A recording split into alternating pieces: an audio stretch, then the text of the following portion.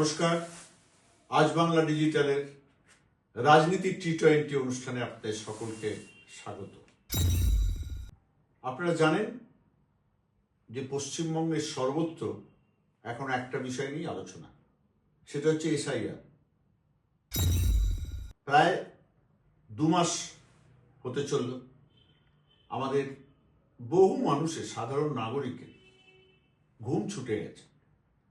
Voter তালিকায় নাম থাকবে কি থাকবে না, এবং একের পর এক নির্বাচন কমিশন যে সমস্ত নির্লজ্জ পদক্ষেপ নিচ্ছে সেটা নিয়ে বিড়ম্বনার কোনো শেষ নেই। আমরা যে মুহূর্তে এসব কথা বলছি তখন খবর আসছে বিভিন্ন জেলায় বিভিন্ন শুনানির কেন্দ্রে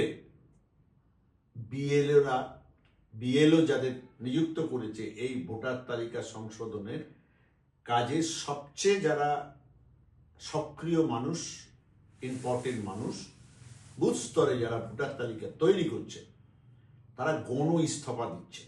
কেন? প্রথমত আমরা প্রথম থেকে বলছি, সবাই বলছে। দেখুন, সত্যি কথা বলতে কি, এই যখন এসআইআর এর ব্যাপারটা প্রথম শোনা গেল, অনেক সাধারণ মানুষকে আমি বলতে শুনেছি, বাহ, এটা একটা ভালো জিনিস, এটা হওয়া উচিত যে দীর্ঘদিন ভোটার তালিকায় মৃত ভোটারের নাম থাকবে, যারা পার্মানেন্টলি অ্যাড্রেস চেঞ্জ করে অন্যত্র চলে গেছে তাদের নাম থাকবে। এটা তো ঠিক নয়। প্লাস যারা দেশের নাগরিক নয়, অবৈধ নাগরিকত্ব নিয়ে যারা ভোটার তালিকায় রয়েছে তাদের তো থাকা উচিত নয়। আমি অনেক শিক্ষিত মধ্যবিত্ত মানুষের মুখে এই কথাটা কিন্তু শুনেছি। যখন এসআইআর চালু হয়েছে তাদের কিন্তু তখন ধারণা ছিল না যে এসআইআর এর নামে বিহারে কি হয়েছে, মহারাষ্ট্রে কি হয়েছে, উড়িষ্যায় কি হয়েছে, তার কোনো ধারণা ছিল না। কারণ এই রাজ্যগুলোয় এসআইআর এর নামে ভোটে যে কারচুপি হয়েছে, ভোটার তালিকায় যে নগ্ন নির্লজ্জ কারসাজি হয়েছে, সেটা কিন্তু আমাদের পশ্চিমবঙ্গের সাধারণ মানুষ সেভাবে জানতেন না। কারণ সেখানে সেই অর্থে কোনো প্রতিবাদই হয়নি সাধারণ মানুষের তরফ থেকে, বা রাজনৈতিক দলগুলো, বিরোধী দলগুলো কোনো প্রতিবাদ করেনি। কিন্তু পশ্চিমবঙ্গে জিনিসটা অন্য চেহারা নিয়েছে, এবং শুধু অন্য চেহারা নেয়নি, সারা ভারতবর্ষে আজকে চর্চার বিষয় হয়ে উঠেছে পশ্চিমবঙ্গে এসআইআর এর কাজ। এসআইআর কাজ কিন্তু আরো অন্য রাজ্যেও চলছে, কিন্তু পশ্চিমবঙ্গের মতো এত বিতর্ক কোথাও হয়। কেন হবে? পশ্চিমবঙ্গে আত্মহত্যা, আত্মঘাতী এই এসআইআর কে কেন্দ্র করে ইতিমধ্যে 70 জনের বেশি মানুষের হয়ে গিয়েছে। কত মানুষ অসুস্থ হয়ে পড়েছে সেই হিসেব কে রাখে? এইটা ভারতে কখনো হয়নি, আগামী দিনেও কোনোদিন হবে কিনা জানি না। কিন্তু আমরা সিপিএম এর আমলে রিগিং দেখেছি, ভোটার তালিকাতে কারচুপিও দেখেছি, নির্বাচনের দিনে রিগিং দেখেছি। কিন্তু এবারে ভারতীয় জনতা পার্টি, কেন্দ্রীয় সরকার এবং কেন্দ্রীয় নির্বাচন কমিশন যেভাবে একটা ষড়যন্ত্রের ছক করে পশ্চিমবঙ্গ দখল করার স্বপ্ন নিয়ে কাজে নেমেছে, এটা কেউ ভাবতে পারেনি। এবং আজ নয়, প্রথম দিকে নয়, কিন্তু পরে বিজেপি নেতৃত্বে পশ্চিমবঙ্গে অনেক বুদ্ধিমান মানুষ আছেন, দূরদর্শী মানুষ আছেন, তারা কিন্তু বলতে শুরু করেছে যে বিজেপির কাছে এই এসআইআর কিন্তু আগামী নির্বাচনে বুমেরাং হবে। তারা যথেষ্ট দূরদর্শিতা ধরেন, যুক্তি দিয়ে তারা বোঝাবার চেষ্টা করছে যে এই এসআইআর কে কেন্দ্র করে মানুষের মধ্যে একটা প্রচন্ড ক্ষোভ সৃষ্টি হয়েছে। সাধারণ মানুষ প্রচন্ড ক্ষুব্ধ।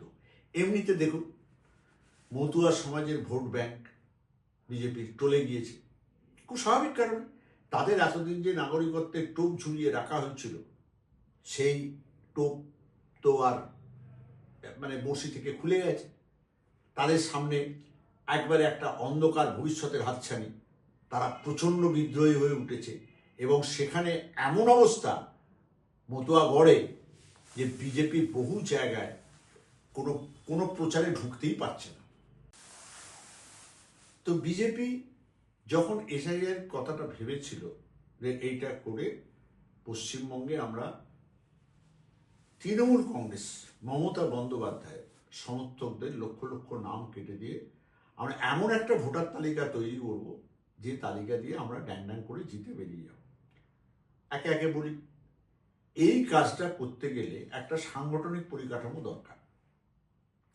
ভোটার তালিকা থেকে আমি নাম বাদ দেবো, যাদের নাম বাদ দেবো তাদের নামে ফর্ম জমা দিতে হয়, সেটা করতে হবে। এইটা করতে গেলে যে নেটওয়ার্ক দরকার সেটা বিজেপির নেই এবং তারা আবেগে ভাসছে যে বিহারের মতো আমি নাম বাদ দিয়ে দেবো। 1,37,00,000 ভোটারের নাম সন্দেহজনক রেখেছেন ভোটার তালিকা। সেই সন্দেহজনক ভোটার তালিকাটা নির্বাচন কমিশন এখনো প্রকাশ করার সাহস দেখায়। একটা ধরা পড়বে যে একটা ওইখানে একটা অভিসন্ধি রয়েছে, তাহলে একটা দুরভিসন্ধি রয়েছে যে এই ভোটারদের নাম যদি বাদ দিতে পারি তাহলে বিজেপি ভোটার জিতে যাবে। মানে ওই তো বললাম, বিজেপি আর নির্বাচন কমিশন আলাদা করে কিছু বিচার করা যাচ্ছে না, মানে এটা আলাদা কোনো ফরম্যাট না। অনেকে যেটা বলছেন না, ও নির্বাচন কমিশন তো বিজেপি একটা এজেন্সি হিসেবে কাজ করছে, একদম আক্ষরিক সত্য। আপনি ভাবুন, এই ফারাক্কায় যারা বিএলও যারা গণইস্তফা দিয়েছেন তারা বলছেন হোয়াটসঅ্যাপে প্রতি ঘন্টায় নানা রকম নির্দেশ আসছে যে ফর্মে দেখে নিন যে এটা আছে কিনা, নাহলে ওটা চান। এটা কি ছেলেকাল, এটা কি ঝুলন হচ্ছে না যাত্রা হচ্ছে? একটা কত ইম্পর্টেন্ট কাজ ভোটার তালিকাকে একটা নির্ভুল করে বানানো, সেই কাজটা এরকম ভোটের মুখে 2 মাস হাতে সময় নিয়ে তাড়াহুড়ো করে করা যায় না, করার দরকার ছিল।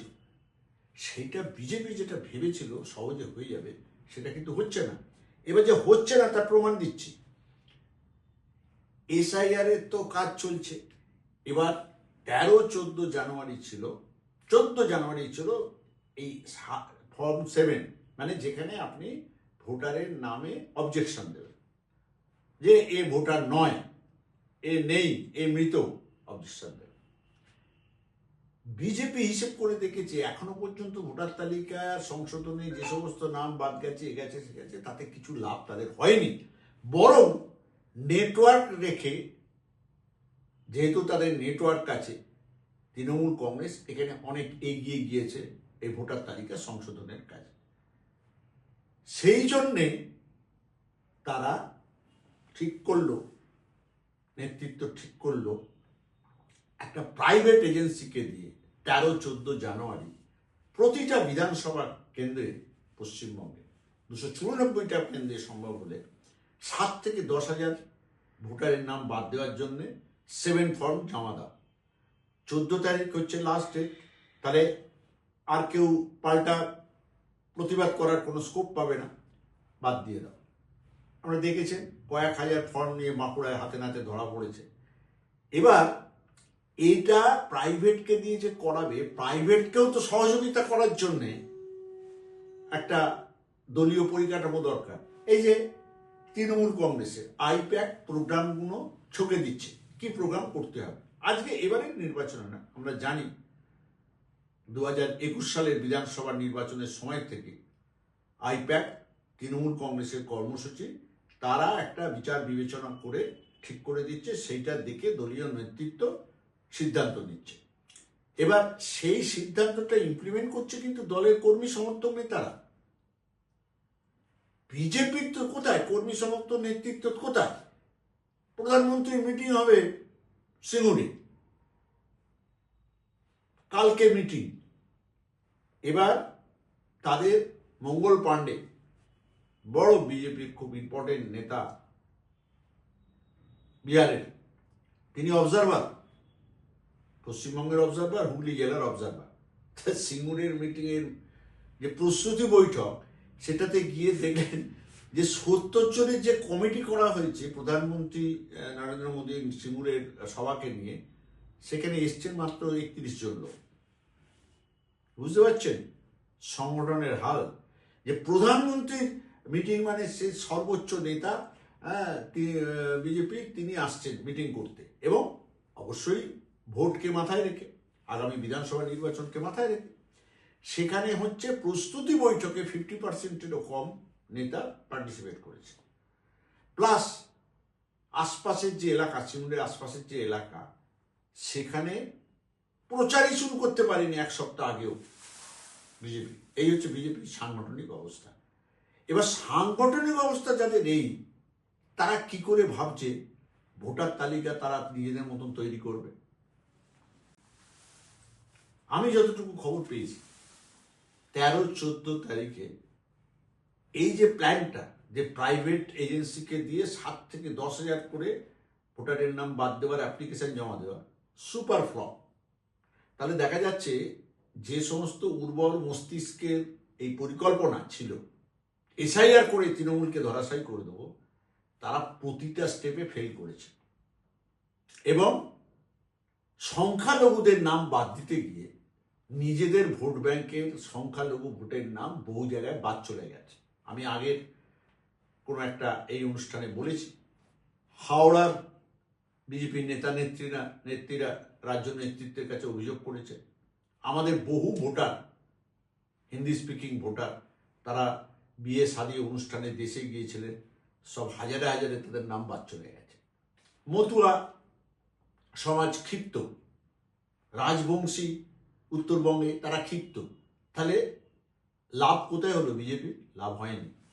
আচ্ছা, লাভ হয়নি, কিন্তু তারা দেখাতে চাইছে তার যারা সমর্থক, দেখো আমরা বাজিমাত করে দিচ্ছি, এত ভোটারের নাম বাদ দিয়েছি আর ভাত দিচ্ছি, তোমরা কোনো চিন্তা করো না, ঘরে বসে থাকো। সত্যি তারা ঘরে বসে আছে।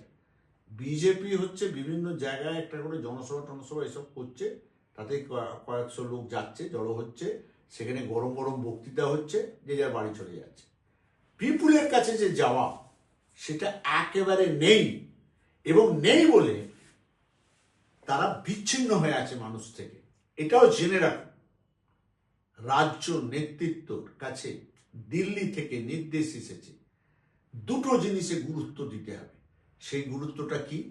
এক হচ্ছে বাঙালি অস্মিতা, সেটাকে কিন্তু বিজেপিও যে বিশ্বাস করে তারা বাঙালি বিরোধী নয় পশ্চিমবঙ্গে, সেইটা প্রচারে তুলে ধরতে হবে।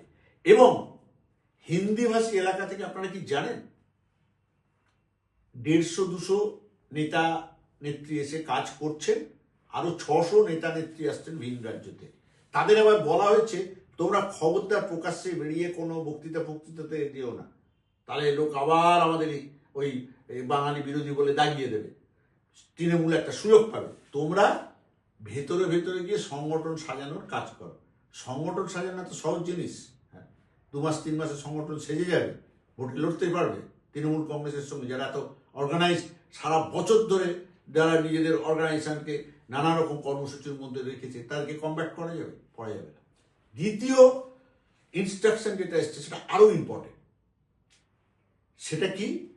সেটা হচ্ছে যে প্রতিটা সভায়, পথসভা, জনসভা, প্রতিটা সভায় যারা নেতৃত্ব বক্তব্য রাখবেন, তারা প্রথমেই বলবেন যে বর্তমানে যে কর্মসূচিগুলো, জনকল্যাণ কর্মসূচিগুলো জোড়াফুলির সরকার, মামাটি মানুষের সরকার, মমতা বন্দ্যোপাধ্যায় সরকার চালু রেখেছেন, লক্ষ্মীর ভান্ডার থেকে আরম্ভ করে স্বাস্থ্যসাথী, কন্যাশ্রী, সবুজশ্রী, দিল্লির নেতৃত্বের কাছে খবর গেছে যে বিজেপির নানান নেতার নানান মন্তব্যে সাধারণ মানুষের মধ্যে একটা ধারণার সৃষ্টি হয়েছে যে বিজেপি ক্ষমতায় আসলে প্রথমেই তৃণমূল কংগ্রেসের সমস্ত উন্নয়নমূলক, জনকল্যাণমূলক যে কর্মসূচি আছে সেগুলো সমস্ত বাতিল হয়ে যাবে, সরকারি কর্মসূচিগুলো বাতিল হয়ে যাবে, তার যে সুযোগ সুবিধা সাধারণ মানুষ পাচ্ছেন সেগুলো সব বন্ধ হয়ে যাবে। ভেবে দেখুন যে তারা অলরেডি ফিল করছে যে তাদের এসব পাপ মুক্ত করতে হবে। পাপ তো হবেই, 1 লক্ষ কোটি টাকার উপর দেনা পশ্চিমবঙ্গ বকেয়া কেন্দ্রের কাছে প্রাপ্য টাকা আটকে রেখেছে। এবং 21 সালের নির্বাচনে মনে রাখবেন জোর করে 24 সালের নির্বাচনে তারা জোর করে বলেছিল যে টাকা হিসেব না দিলে আমরা টাকা দেব না।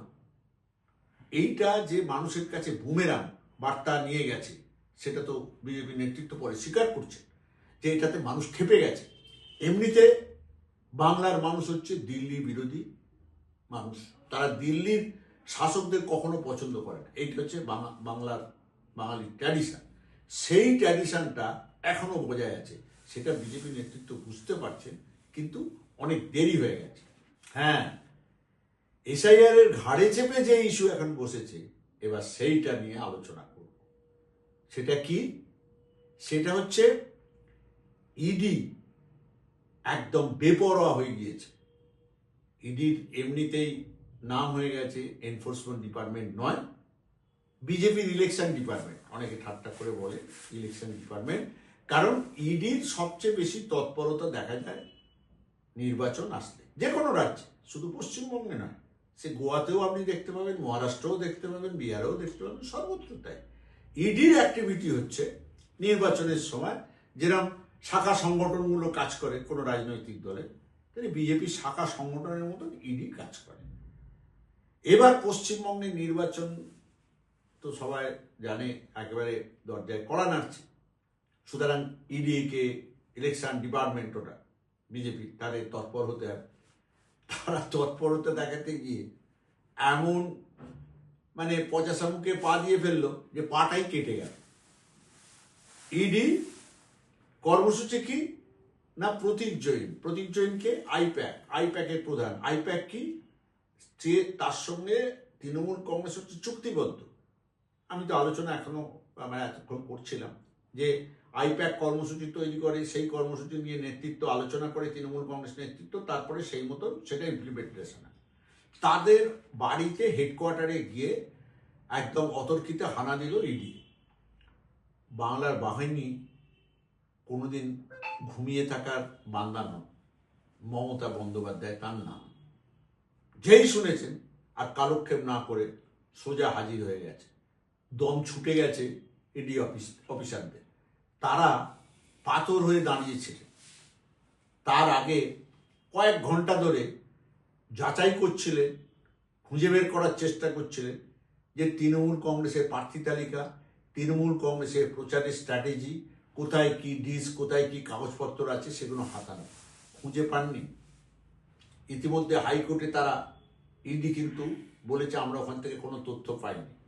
এবং তাহলে তোমরা যে গেলে, তোমরা কি বলছো যে 22 সালে কেস, যে সে তখন কয়লা পাচারের কাগজপত্র নাকি প্রতীক জৈনের বিরুদ্ধে পাওয়া গেছিল এবং তার কোম্পানির সঙ্গে লেনদেন হয়েছে, পাওয়া গিয়েছিল। অভিষেক বন্দ্যোপাধ্যায়, তৃণমূল কংগ্রেসের সেকেন্ড ইন কমান্ড, অত্যন্ত সঙ্গত প্রশ্ন তুলেছেন যে তাই যদি হয় তা এই আইপ্যাকের অফিস তো দিল্লিতে আছে, হায়দ্রাবাদে আছে, তো সেখানে ইডি গেল না কেন? শুধু কলকাতা কেন?